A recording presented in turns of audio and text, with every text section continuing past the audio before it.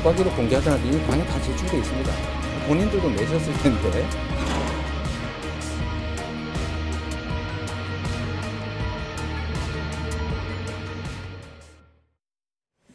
네, 민주당 대선 경선에서 이재명 경기도지사의 과거 음주운전 전력이 새 논란거리로 떠오르고 있습니다. 경쟁 주자들이 당 차원의 검증단 구성을 촉구하고 나선 가운데 이재명 지사 일단 부정적인 입장을 내비쳤습니다.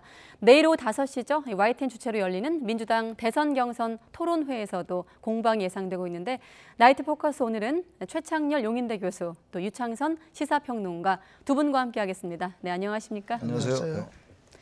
네, 두 분이 방송에서 꽤 오랜만에 만나셨다고. 그래서 오랜만에 뵀습니다. 네, 오늘 두 분의 날카로운 평론 부탁드리도록 하겠습니다. 자, 이재명 지사의 음주운전 전과가 논란이 되고 있습니다. 어떻게 보면 캠프 대변인의 좀 발언이 부메랑으로 좀 작용하고 있는 것 같아요. 어떻게 보십니까? 저건 저기 이재명 지사 캠프에 있던 분이죠. 네. 자진 사퇴했지 않습니까? 네, 박진영 대변인. 박진영 대변인인가요? 근데 이해할 수 없는 발언이죠. 그 대리운전을 하지 않은 게 대리비를 아끼려고 그랬다. 이건 전 사실 제가 그 기사 봤을 때 제가 잘못 본 줄 알았어요. 아무리 자기가 속한 후보를 옹호하려 한다 하더라도 그게 오히려 후보한테 역풍이 될 수 있습니다. 그거는 대개 당연히 자기가 속한 캠프를 방어하고 그건 당연한 건데 보통 일반 유권자들, 뭐 보수 진보 여야를 떠나서 보편적인 어떤 그 테두리 안에 있어야 돼요. 그러니까 감내할 정도, 이 정도 얘기할 수 있다. 당연히 캠프에 속하니까 또 여당이면 여당에 속하고 야당이면 야당에 속하니까 이런 얘기할 수 있다라고 돼야 되는 것인데 저에겐 도저히 이해할 수 없어요. 전 거의 1%도 이해하기 어렵다. 대리비를 아끼려고 음주운전해도 된다는 얘기인가요? 저건 정말 그래서 자진 사퇴한 거 아닙니까? 그러니까 저런 식으로 보면. 지금 이제 대선이 진행되고 있으니까 경선이 여야도 그렇고 후보들도 그렇고 후보에 속한 분, 후보가 문제는 후보에 속한 분들이 문제인 것 같아요. 후보 캠프에. 의원들도 그렇고. 속한... 그 대리전을 막 하다 보니까 후보들은 가만히 있는데 이분들이 나서가지고 저렇게 도저히 우리 일반 상식으로는 납득하기 어려운 얘기가 너무 많이 나온다 이런 얘기입니다. 네, 대변인 발탁 하루 만에 사퇴한 것으로 알고 있는데 부랴부랴 수습에 나섰지만 이런 다른 주자들이 또 검증 요구 공세가 좀 거세지고 있습니다. 김두관 의원 같은 경우 이참에 좀 다시 좀 돌아보자, 기록을 다 공개하자 이런 입장을 밝혔거든요. 네, 그러니까 이재명 지사가 의문의 일패를 당한 꼴이 됐어요.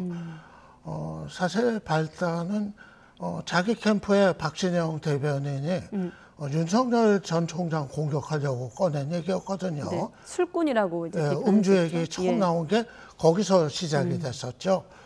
그런데 이제 국민의힘의 이준석 대표가 받아쳤죠. 윤 전 총장이 음주운전했냐? 이미 이재명 지사를 이제 겨냥을 한 거였죠. 근데 흥미로운 거는 야당은 거기에 그 얘기 한마디 던지고 빠져버렸어요. 근데 민주당 안에서 이제 난리가 난 거죠. 민주당 안에서 뭐 정세균 전 총리, 이낙연 대표, 뭐 김두관 의원 다 나서가지고 이재명 지사의 음주운전 전력을 부상을 시키면서 이재명 때리기로 이제 전환을 하니까 이재명 지사는 난데없이 자살골이 지금 들어온 이런 이제 상황이 돼버린 거죠. 네, 자살골이 된 상황이다. 그러니까 지금 김두관 의원을 포함해서 이재명 지사를 향해서 음주운전 재범 의혹을 제기하고 있는 겁니다. 여기에 대해서 이제 이재명 지사 일단 머리를 숙였지만 검증단 설치 요구에는 또 불편한 속내를 밝히기도 했습니다. 먼저 들어보시죠. 변명의 여지 없이 제가 음주운전 한 사실은 다시 반성하고 또 사과드립니다. 죄송합니다. 이것도 동료에 대한 최소한의 애정에 관한 문제라는 생각이 듭니다. 전과 기록 공개하지 않아도 이미 당에 다 제출돼 있습니다. 네, 일단 지도부에서는 검증단 설치를 고려하지 않고 있다고 선을 긋고 있는 상황이고 야당 안에서도 지금 검증단 출범이 속도를 내고 있는 상황인데 지금 좀 큰 틀에서 봤을 때 대선 후보로서 좀 검증에 포함시켜야 된다고 보십니까? 검증위원회가 있었던 적이 있어요. 2007년도에. 그때 이명박 후보하고 박근혜 후보 한나라당 때입니다. 근데 검증위원회가 있으면서도 그때 BBK라든지 뭐 도곡동 땅이요 계속 얘기가 나왔거든요. 저 검증위원회나 검증단은 실질적인 효과를 거두기 저는 어렵다고 생각해요. 후보들 간에 지금 여도 그렇고 야도 그렇고 네. 내부에서의 그 검증을 명분으로 한 과도한 네거티브가 많다고 다들 비판하는 거 아닙니까 지금? 예. 지나치게 대선이 어떤 정책 의제나 정책 경쟁이 실종돼 있다. 이게 자꾸 과거 회귀적 아니냐 이런 비판이 보편적이고 일반적입니다. 근데 검증단을 만들면 정말 검증을 해서 뭐 방어도 하고 이런 순기능도 있겠습니다만 특히 여도 그렇고 야도 그렇고 1위 후보에 대한 어떤 그 당내 주자들의 공격 공세의 하나의 수단이 될 수도 있을 것 같긴 해요. 그래서 그건 뭐 여야가 잘 고려해서 해야 될 것 같은데 네. 아까 술꾼 같은 경우도 그래요. 윤 총장한테 술꾼이라고 해서 발단됐다고 말씀들 나눴잖아요. 예. 근데 이제 윤 전 총장이 몇 명을 만나면서 치맥 회동도 하고 이준석 대표하고 또 다른 사람과 이제 소주 한 잔 먹었다 이런 게 이제 보도가 됐잖아요. 근데 그것도 술꾼이라고 하는 그것도 이해가 좀 안 가요. 반응수출 위반한 거라면 당연히 비판받아야 되지만 둘이 만나서 소주를 먹었다 그거는 비판받을 게 아니거든요. 그러니까 이게 지금 보면은 검증이 아니라 상대방이 어쨌든 조그만 틈이라도 발견하면 그걸 막 달려드는 이런 거거든요. 네. 그러니까 우리가 지금 이제 대선 대통령을 뽑는 게 도덕군자를 뽑는 게 아니에요. 그러니까 검증은 전방위적으로 이루어져야 되고 사적인 부분도 전부 검증 대상인 건 맞습니다만 예. 공익 차원에서 국민들의 공동선과 공공선 이런 차원에서 어떻게 저게 역량과 관련되는가 쪽에 검증이 집중돼야 되는데 그러다 보니까 저런 이제 엉뚱한 얘기들이 나오고 그게 또 보도되면 또 상대방 캠프나 상대방 당이 거기에 대해서 또 얘기가 나오다 보니까 정책이 거의 실종된 이런 선거가 되고 있다라는 얘기예요. 그러니까 누구의 잘잘못을 탓하기 이전에 검증도 우리 일반 유권자들이 누굴 지지하는 성향을 떠나서 네. 저런 거 정도는 정말 과거라고 우리가 치부할 게 아니고 검증해야 된다라고 하는 걸 해야죠. 예를 들면 어떤 게 있을까요? 아까 같은 술꾼, 그 술 한 잔 먹은 걸 가지고 술꾼이다. 그거는 만약에 여러 명이 먹으면 안 되죠. 5명이 먹었다든가 6시 이후에 3명 이상 먹었다. 그러면 당연히 안 되는 거예요. 근데 그렇지 않고 이 대표와 치맥 회동하고 그리고 저희 어떤 인사와 이제 낮에 소주 한 잔 곁들였다 이런 보도가 나오니까 나 술 먹고 다니냐 이렇게 얘기하는 건 저는 잘못됐다 이런 생각입니다. 결론적으로. 근데 그것만 있는 게 아니에요. 너무 많아요 그런 게 지금. 민주당 내 뭐 다른 주자들은 검증단 설치하자 이렇게 요구하고 있는데 네. 뭐 굳이 검증단까지 필요할까 싶기는 해요. 사실 뭐 이제 복잡한 내용은 아니거든요. 네. 지금 제기된 의혹이 재범 아니냐, 한 번이 아니라 이제 두 차례였던 거 아니냐, 네. 이런 의문을 제기하고 네. 또 그러니까 150만 원 말고 100만 원 이하 벌금 낸 것까지도 다 공개하다. 네. 이재명 지사한테 그렇게 요구하고 있는데 물론 오늘 이재명 지사가 이제 부인을 다 했습니다만은 그럼에도 불구하고 뭐 검증단까지 갈 것도 없이 그거를 충분히 납득하게 소명할 수 있는 그런 입증 자료를 제시하는 선에서 네. 좀 분명하게 결론 내릴 수 있지 않을까 그렇게 이제 생각이 듭니다. 네. 그런데 이번 이제 논란의 와중에서 보면은 박진영 대변인이 물론 이제 책임지고 사퇴했습니다만 이 음주운전에 대한 기본적인 인식이 어떻게 이렇게 허물어져 버렸을까 좀 놀랍기도 했거든요. 예. 뭐 가난한 죄 얘기도 하고 대접이 아끼려고 했다 얘기했는데 네. 그거 대접이 겁날 정도면은 대중교통 타고 와서 술 마시는 게 맞죠. 다들 그렇게 하거든요. 네. 그래서 뭐 심지어는 공직에서 뭐 이중 처벌하는 것처럼 예. 이렇게 또 정말 이제 비호까지 했는데 이 음주운전은 절대 어떤 경우든 해서는 안 된다는 게 우리 사회의 그 일종의 합의거든요. 이거를 정면으로 배치되는 얘기가 이재명 지사의 캠프 대변인 입에서 나왔다. 사실 전형 문제도 전형 문제지만 그 사실 자체가 대단히 좀 뼈아픈 장면 아니었는가 싶습니다. 네, 내일 뭐 TV 토론을 포함해서 아마 이 문제를 포함해서 지금 이 지사가 내놓은 또 대표 공약 가운데 하나가 기본주택 정책 내용입니다. 세부 내용을 발표를 했는데 어떻습니까? 재난지원금 100% 지금 문제도 사실 주자들한테 좀 공격을 받는 상황이고 기본주택까지 지금 얹어졌거든요. 이른바 기본 시리즈. 기본주택이라는 정책은 사실 어떤 면에서부터 승부수라고 생각을 합니다. 네. 이재명 지사 입장에서 볼 때는 그렇게 예? 생각이 들어요. 그러니까 기본주택은 기본소득하고 또 다른 개념이잖아요. 지금 자세히 제가 좀 보니까 다는 제가 뭐 주택 전문가가 아니니까 부동산 전문가가 아니라서 거기 네. 자체를 평가하기보다는 역세권에 그 10억 정도 되는 아파트를 매달 67만 원 정도씩 내서 잘 살 수 있다. 과거에 공공주택 같은 경우는 사실상 그 기피 대상이었다 이런 얘기잖아요. 지금 예. 그래서 기본주택이 만약에 성사가 되면 정책으로 성립이 된다면은 정말 100만 원을 공급하면서 주택난을 해소할 수 있다 이런 얘기이기 때문에 네. 단지 당연히 이제 이거는 뭐 이제 당내 주자들도 반대할 것 같고요. 모르긴 모르겠습니다만 그리고 야당에서도 여러 가지 이제 그 반대되는 얘기를 할 거예요. 그리고 이건 대단히 논쟁적인 부분이거든요. 예. 그래서 저는 이런 지금까지 나눈 얘기가 너무 네거티브로 간다.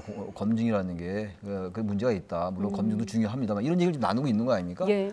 그래서 정책 의제나 이런 정책 실정이 워낙 지금 심한 상태이기 때문에 기본주택이라는 게 대단히 논쟁적이고 대단히 하나의 그 정책 의제를 제공한다는 의미에서는 전 의의가 있는 것 같아요. 그러니까 이런 걸 토대로 자꾸 이제 야당은 야당, 여야 간에 그리고 당내에 자꾸 토론이 활발하게 지면서 정책이 하나씩 나아질 수 있는 거거든요. 네. 그러니까 정치공학적으로 본다면은 하나의 그 정책을 메이킹하는, 이슈를 메이킹하는, 그죠? 이슈 파이팅하는 이런 측면이 있다라는 생각이 들어요. 그래서 이게 이제 유권자들이 생각하기에 어쨌든 이재명 지사가 뭔가 자꾸 내놓잖아요. 기본소득, 기본주택 이런 부분들. 그러니까 반대자들에게는 더욱더 이제 반대의 어떤 그 근거가 되겠습니다만 어쨌든 뭔가 자꾸 정책을 내놓는다는 의미에서 네. 그거는 전 전체적으로도 그렇고 이재명 지사 입장에서 봐도 나쁘지 않은 전략이라고 생각합니다. 그러니까 정책의 내용에 대한 어떤 평가와는 별개로 예. 경선 내에서 경선 과정에서 어떤 의제 설정 그런 기능에서 작용을 한다고 보시는 건데 지난번에 박용진 후보도 여기 프로그램에 저희 프로그램 나와서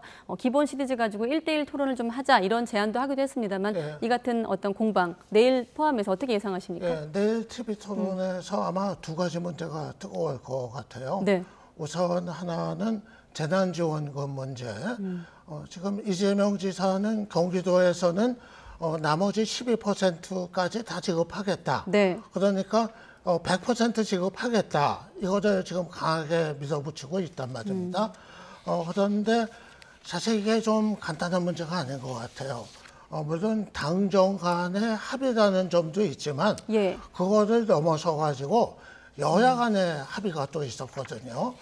추경 그 국회 통과시킬 때 여야 간에 88%라는 합의가 이루어진 건데 네. 경기도가 이거를 쥐었고 100% 지급을 한다고 했을 때 이 국회에서 있었던 여야 합의 자체를 다 부정하는 결과가 될 수 있기 때문에 이거는 좀 여야 관계 차원에서도 문제가 좀 될 수 있지 않나 생각이 들고요. 예. 그리고 또 하나는 오늘 이재명 지사가 발표한 기본주택 네.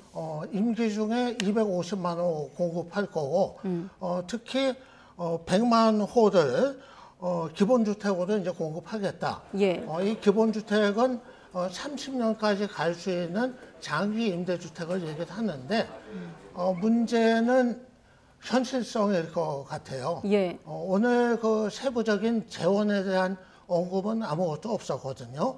그리고 중요한 게 이제 땅의 문제를 어떻게 할 건가, 어떤 부지가 가능할 건가, 그러면 그거를 또 매입하는 돈은 어떻게 할 건가, 이게 나와야 이게 현실적인 거냐 아니냐 뭔가 판단할 수 있을 텐데 네. 그게 없으니까 이게 현실성 문제가 제기되는 건데 아마 그 부분도 내일 2차 토론에서 다른 후보들이 벼르고 있겠다. 그렇게 판단이 됩니다. 벼르고 있겠다. 이 문제와 관련해서.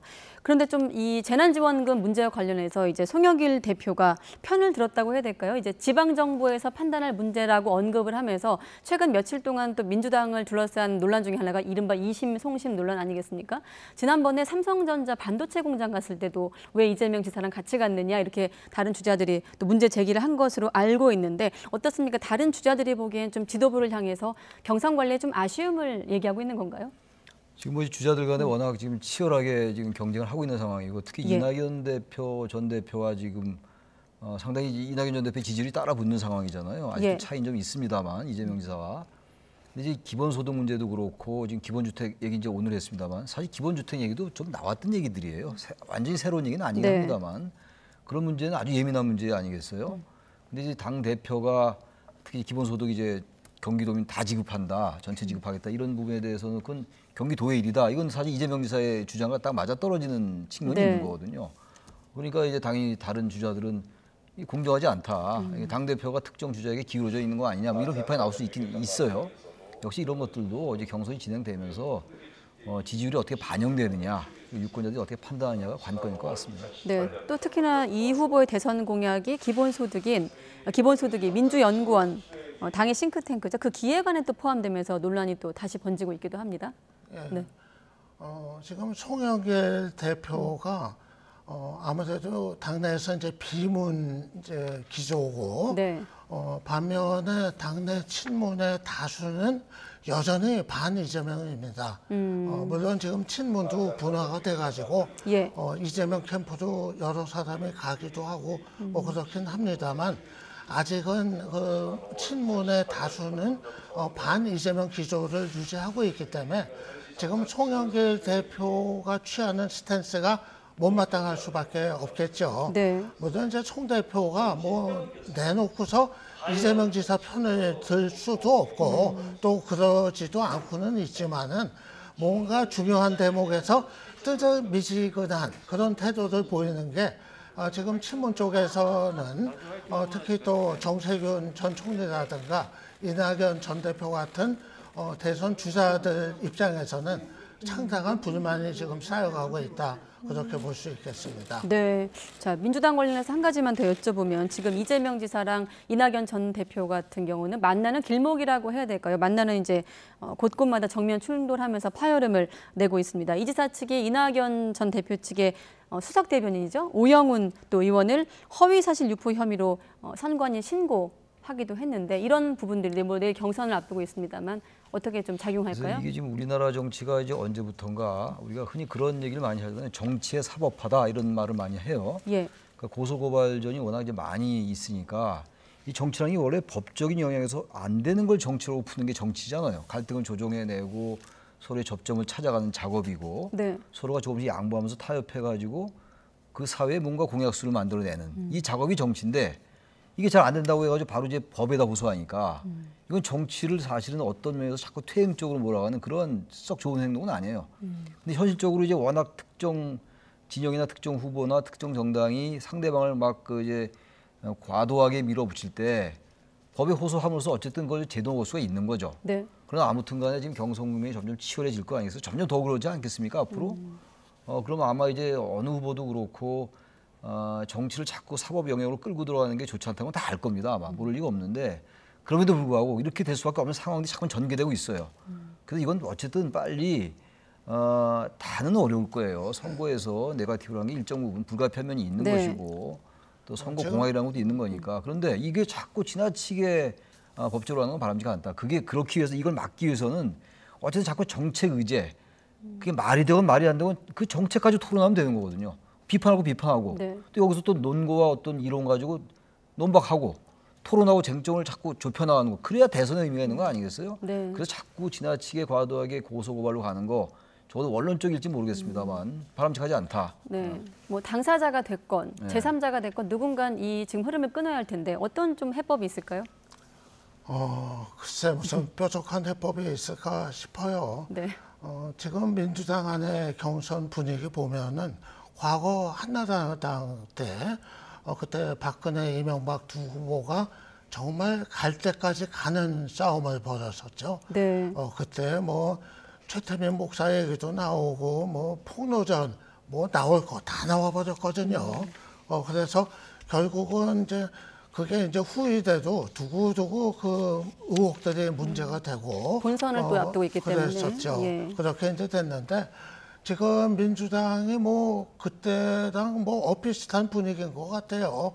거의 뭐 사활을 건 그런 대결로 가고 있어가지고 원팀 했는데 이거 뭐 원팀 아닌 것 같고 아마 지금 정도 분위기가 앞으로도 뭐 시간이 상당히 남았는데 네. 계속 됐을 때 본선 경쟁력에도 상당히 좀 흠집이 날 상처가 날 가능성도 있지 않을까 그렇게 봅니다. 네, 알겠습니다.